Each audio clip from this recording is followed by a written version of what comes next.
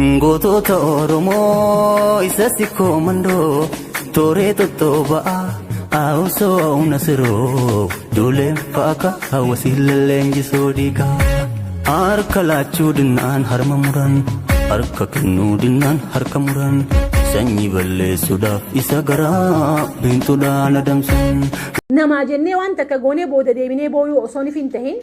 dhugaadha namni sun waan nu yaaduuf waan nu jaalatuuf jecha akkas godhe jedhanii nutti himanii ni ilaalla amala xiyyaa wajjin ni deemti amala xiyyaa wajjin ni deema namni kun ani ulaagaan qaba yookaan ani vaaliyuun qaba duudhan qaba duudhan an qabu san naaf guutaa naaf guutti jettanii murteessuun saniin booda keessanii maaliif waan adda adda dhageessaa miti obboleeyyan kiyya kabiyya arabaa jirtan faana akka gaatti na caqasa. Annin ajaa'ibaa bara gunii fi karaa keessatti hin seenin nan beekan dur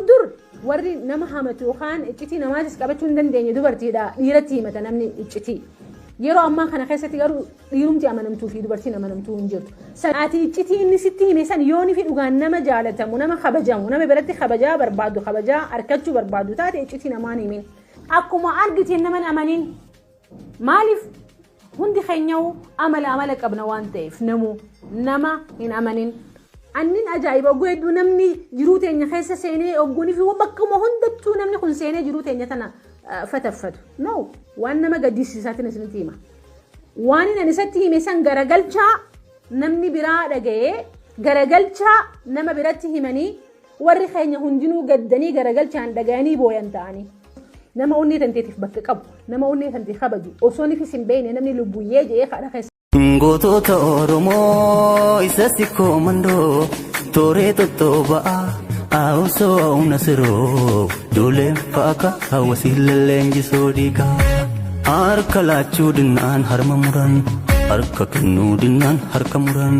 sanyii balleessuudhaaf isa garaa biintuudhaan adamsan. Akkasumatti rahmanni rabbii isin irratti haa jiraatu jechaa. Ranta nagaa mata duree biraatiin dhufne mata dureen tun maal jetti isiniif fakkaate nama amantee iccitii teettiin teeni beektaa namni ati amantee iccitii tanteetti himte suni deemee nama biratti himee namni sunis nama biratti himee ati ajaa'ibdeeni beektaa yoo deebisaan kan ka'e haa ta'u taate gaa viidiyoo tana hanga dhumatti ilaalu hin irraanfatin. So nama kana gunfi dura wal barruun irreedduun keenya gunfi namaa wal barru hogguma san waan kaleessa ture waan kaleessa every detail itti himna jechuun waa'ee keenya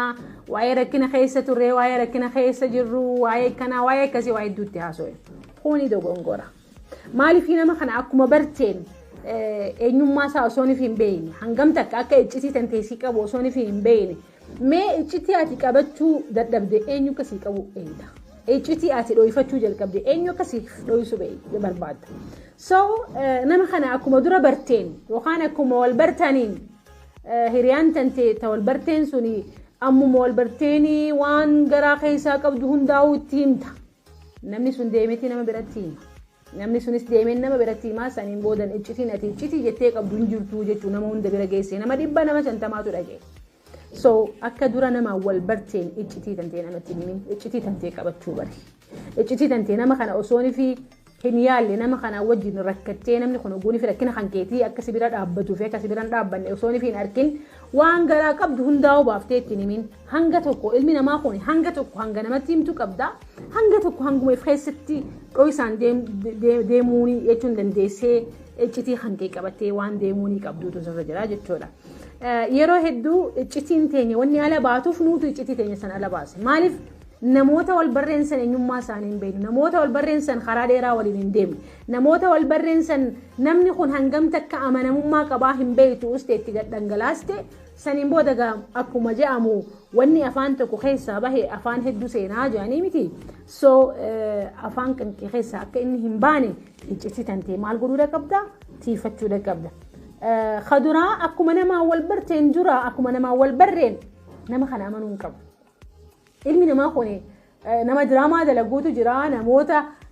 diraamaa sitti dalagee nama gaarii fakkaatee malaayikaa sitti fakkeessee if waan qabdu hundaa'uu si haasofsiisee yookaan waan qabdu hundaa'uu sirraa fuudhee booda harka qullaa si hambisuutu jira. So nama kana akkuma dura argitee amantaa hin kenniniif. Amantaan tun baay'ee waan namni jiraatee amanamummaa isaatii fi sibira dhaabbachuu isaatii fi dhiirummaa isaatiin sirraa harkatu malee akkuma wal barteen nama kana amantee irratti if gadi lakkisi. Maaliif nama kana hin beeytu? Bakka inni irraa deemu hin beeytu, yaada isaa hin beeytu, waan inni tilmaammatee sibira dhufeefis hin beeytu. Akkuma argitiin nama amaniin maaliif hundi keenyaw amala qabna waan ta'eef nama hin amanin. Amanuu jechuun jireenya kan keetii fi rakkina kan kee biratti sibira dhaabbachuu isaatii fi bikka cinqamteetti bikka ati nama barbaadutti yoon fi sibira dhaabbate nama saniif amanamummaa kennita malee amanamummaa waan bitamaati malee waan kennamaati miti. Jechuun maal jechuudha waan usteetuma akkuma nama kana barteen ani bal'isan nin arkaan nama hedduu warroota biizinasa waliin dalagu warra akka gaatti waliin beeyne amantii walii kennee maallaqa meeqa waliin gannaqee waliin dhangalaasee saniin boodan osoonii fi karaa dheeraa hin deemin keessi warra wal geessan hedduu dhabeena wanti keenyaw. Wal amanuun waan ati dalagaadhaan injifannoodhaan wajjin turtiidhaan obsaan helptu argattu bitattu malee abaluu nan amanuu hin jehin. Abaluu kanaa wajjin daleedee hangam beenitti si amanuudhaaf dirqama qabu. Ilaalcha kan kee kan maallaqaa hin beeku. Ilaalcha kan kee kan saahibummaadhaa yookaan kan hiriyummaadhaa hin beeytu. Ilaalcha kan kee namni tokko obboleeyyan waan ta'aniif yookaan ilmaan adeeranii waan ta'aniif akkuma ilmaan adeeraniitii fi ilmaan haboowwanii waan ta'aniif wal amanuu warri eeganiitu jiru. No, wal amanuun waan jireenya kan kee keessatti ati amala kan keetiin agarsiistee raggaasistee bitattu.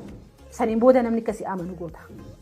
So ati usteetuma bilaashumatti nama amantee namni hedduu yoonii fi hansitti taphatu taate am sorry waan akkasii godhuu hin danda'u. Trustiin yookaan wal amanuun waan jahadatee argatamu malee yookaan waan dalagaadhaan argatamu malee waan usteetumatti bilaashitti an isan amanaa isin amana jettee saniin boodan rakkinni adda addaa yoonii fi hansirra ga'u taate waan akkasii godhuu hin danda'u. Siitu bakka isin barbaachisnetti amantii kennee jechuudha. Amantii kan kennuufii qabdu nama rakkina isaa dhugaan gaafa rakkadhe na bira dhaabbata jettee amantu ta'uudha qaba. Kan dura dursa poointiin dura. Poointiin lammaffaadhaa yoon fi namaa wajjin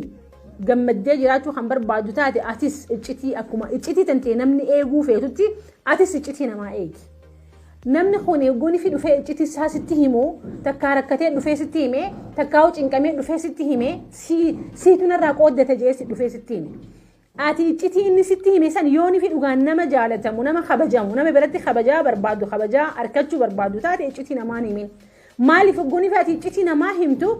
namni sunillee oguu saniif si dhaga'ee harka si dha'ee sirraa haa fudhatu malee haasihee jechuun hasaasiisan sirraa haa fudhatu malee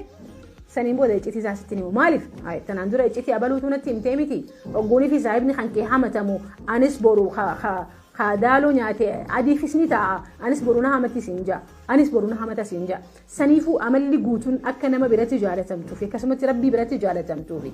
hawaasni kan kee akkasii kabaju yoo kan barbaadu taate akkuma reefuun tana sinjee qabxii duraa iccitii tantee usteetuma yookaan nama kana usteetuma amantee waan hundatti naasa'inidha hanga waliin jiraatutti. Akkasumatti immoo iccitii namaatis namatti naasa'in namatti mitii fi wajjin irra deddeebitee naasa'in. Maaliif namni sun iccitiidha jedhee sitti himee miti yoonii fi furmaata kennuufii kan dandeessu taate furmaata irratti fi wajjin haasa'e malee nama kaanitti bar abaluu akkasii bar abaluu kana bar abaluu akkasii bar abaluu kana jetteedhaan eenyummaa tantee kabajaa tantee guddoo qabdu san ija namaa keessatti if hin xiqqeessin. So yoon fi ija tantee bakka namni itti silaaluun san bakka guddootti akka silaalan kan barbaadu taate akka dhiifa manaa godhaadha. Yeroo ammaa kana keessatti dhiira dubartiinuu amalli isaa tokkuma ta'e dur warri nama hamatu yookaan iccitii namaatis qabachuu hin dandeenye dubartiidha dhiiratti himata namni iccitii. Yeroo ammaa kana keessatti garuu dhiirumti amanamtuu fi dubartiin amanamtuu hin jirtu. Saniifuu hin himin iccitii tantee bakka nama biratti himtee namni sun maana hime jettee hin aarini iccitii namaatis qabachuu bari. Please nutiin kun hawaasa guddaadha. Hawaasa bakka guddoo gahuu deemu yoo kan jennee ifiif tilmaammannee kan kaanu taate dura dursu hawaasni guddate hawaasa iccitii namaa eeguu danda'u. Ati yoon fi ogeessa saayikooloojii taate namni tokko dhufee rakkina isaa sitti himee rakkina akkanaatiin qaba jee yookaan jaarsaa jaartii wal lolanii sibira dhufanii rakkina mana isaanii keessaa dhufanii sitti haasayan. Rakkina mana isaanii san keessaati akka ogeessatti manuma san keessatti hambisuu qabdu. Yoon fi ogeessa fayyaa taates akkasumatti ichitti hambisuu qabdu. Yoon fi manguddoo taates manguddoo biyyaa tan nama jidduu laaltu rakkina kanaa fi san bitaa mirga laaltu taate please iccitii qabachuu iccitiin sun iccitii taatee turuudha qabdi. Maaliif ati manguddoo biyyaati? Maaliif ati jaarsa biyyaati? Maaliif ati haakima biyyaati maaliif ati saayikoolojistii biyyaati saniifuu iccitii namni hin qabanne iccitii namaatis namaa miti kabajas hin qabu maaliif gaafa kaan bari akkanatti manguddummaa abaluun jidduu taa'ee ture osoo ni fijattee ati himini barga abaluun manguddummaa abaluu laali suni bara akkana jedhee rakkina isaanii himini xiqqeenyi sanii gadi hin jiru saniifuu obboleeyyan kiyya obboleessa kiyya obboleettii kiyya namni wallolee yoonii fi sibira dhufe nama san jidduu laali iccitii isaanii chumatti qabii hambisi iccitiin san marma sanitti hafuudha qabdi maalifi yoonii fi ati arra nama haasoftu taate waan ati haasofte san namni hin dhaga'u jettee hin yaadin ni dhagayan gaafa dhagayan garuu saahibni kan keessu maal jedhees silaala maal jettee saahib nama kiyya jetteeti yookaan ahliitiyya jetteeti rakkina isiisan sibiraan gahattee yookaan sibiraan gahatanii saniifuu iccitii namaa bikkuma jirtanittuu jechuudha iccitii namaa eega angaaf tokko rakkinni tokko narra ga'e baay'ee eega akkuma beektan ani viidiyoon tiyya hundinuu hubannoo tiyyaa fi akkasumatti muuxannoo tiyya irratti dhaabbadheetiin isiniif waa hima ati tooraamata hodha wayii kana dura rakkina tokko narra gahe saniin ummaa tiyyatti hin himne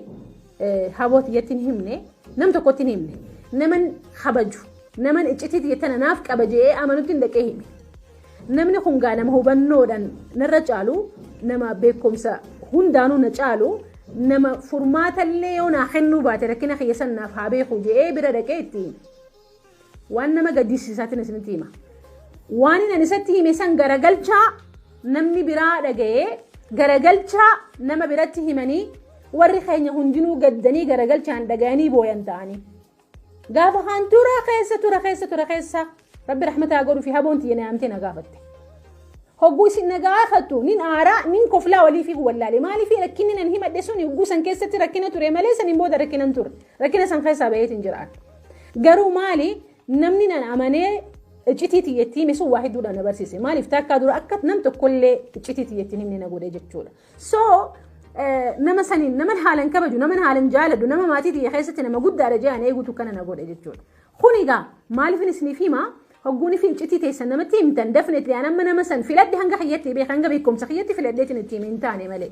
haa ta'u garuu silaa iccitiin sun iccitii dhugaa taatellee akkasuma iccitiin sun iccitii dhugaatii miti maleedha in anyways iccitii namni nu bira kaayyate iccitiidha jee nutti himnaan amaanaa san jabeessa yoonii fi kabajamtanii hawaasa keessan keessatti jiraachuu kan barbaaddan taate pointiin itti aantu maali ati nama murteessaa ta'uudha qabda jiruu ta'e keessatti kabajamtee jaalatamtee jiraachuudhaaf namni kun by the way nama ifii murteessu fedha namni hedduun nama akka namni murteessuuf fedha kana jechuun maal jechuu akka taatanii beektanii mee makiinaa teessan yookaan konkolaataa keessan marii isaa eenyutu harkaa qaba konkolaataan keeti marii isiitu harkaa qabaachuu qaba irra hedduun keenya jiruu teenya keessatti akka namni nu murteessu feena maaliif gaafa sana kana naan hin jeerre maaliif gaafa sana kana naaf hin murteessirre maal yeroo hedduu waan akkasitti wanni nuti dhageenyu maatii teenya keessattis naannoo keenya keessattis hawaasa keenya keessattis so you have to decide for yourself siitu ifiif murteessuu qaba bakka murteessuun sirraa eeggamtutti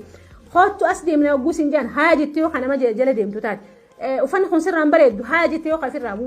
baastu taate yooni fi akkatiin dubbatiin akkatti dubbadhu yoo sin jaan haa jettee yooni fi waan kana hundaa woo manamni sin jeen kadhiistu taate ati eenyummaan tanteessa jirtire so decision maker siitu ta'uu qaba jiruu tantee keessatti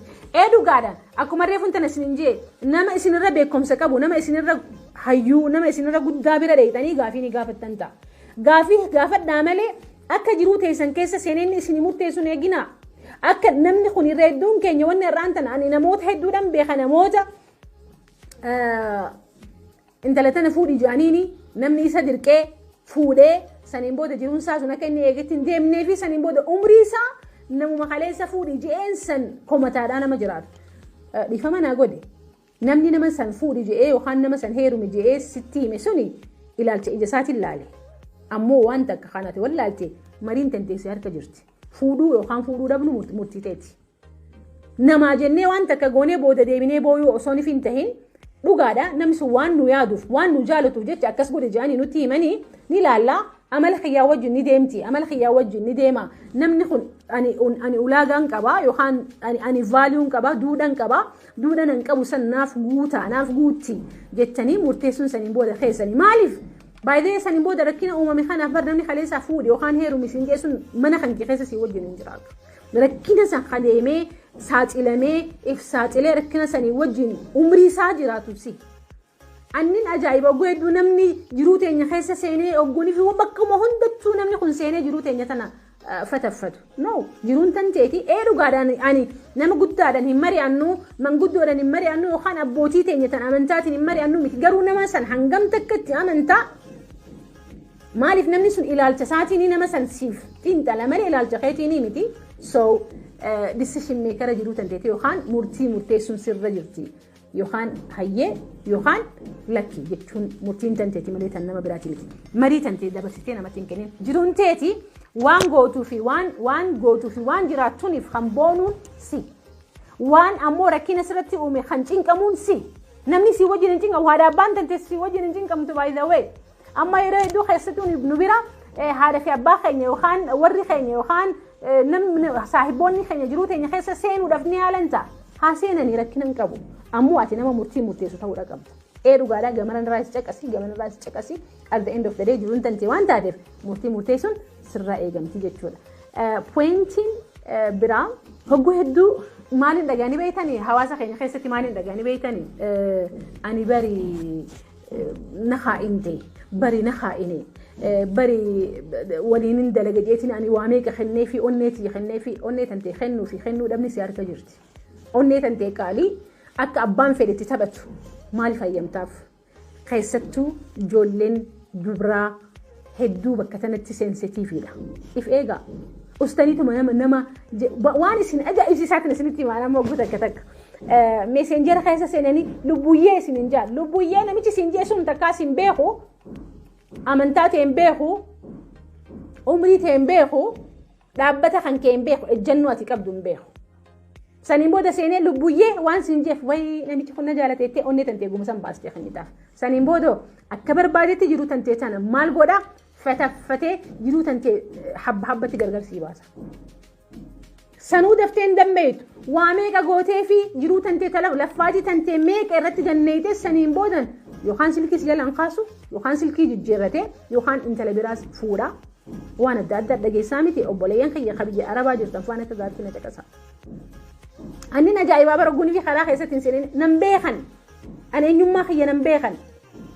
sin beekan ogguunii fi keessan seenanii lubbuyyee sin jeef sun hijibaadha